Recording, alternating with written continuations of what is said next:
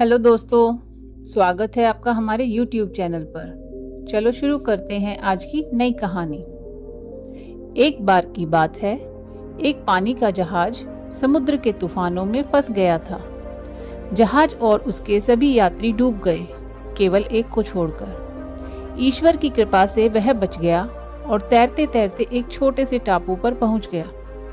वहां वह ईश्वर से प्रार्थना करने लगा, हे ईश्वर, कोई मुझे यहाँ से बचाने के लिए आ जाए। पूरा दिन गुजर गया पर कोई उसे बचाने के लिए नहीं आया। फिर वह रात को रेत में ही सो गया। अगले दिन उसने फिर प्रार्थना की पर कोई मदद नहीं आई। इस तरह दिन गुजरते गए। वह रोज प्रार्थना करता पर कोई सहायता नहीं आई। 1 महीने बाद वह हार मान चुका था।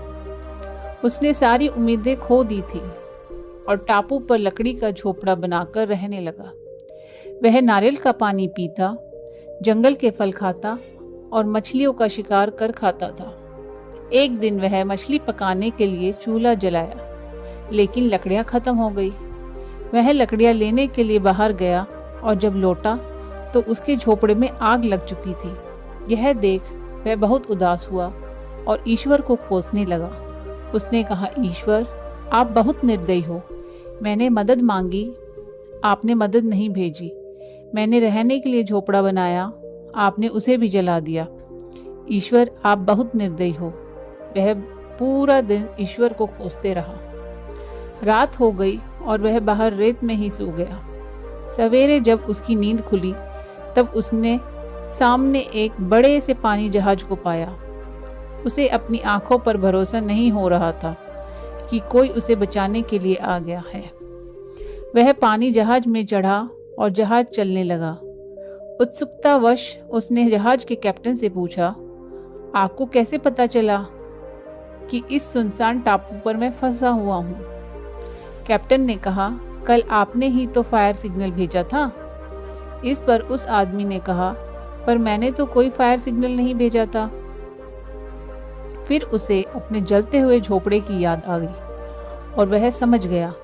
कैप्टन ने उसके जलते हुए झोपड़े को फायर सिग्नल समझ लिया था। उसे एहसास हुआ कि झोपड़े में आग लगना ईश्वर का ही प्लान था ताकि वह उस टापू से निकल सके। अब वह ईश्वर का शुक्रिया अदा करने लगा।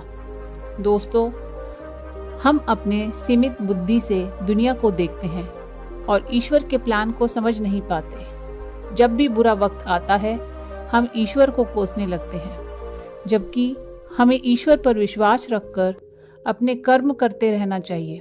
जब भी बुरा वक्त आए तो हमेशा याद रखना कि इसमें ही भी ईश्वर ने आपके लिए कुछ बेहतर सोच रखा है, जो सही समय आने पर आपको पता चलेगा।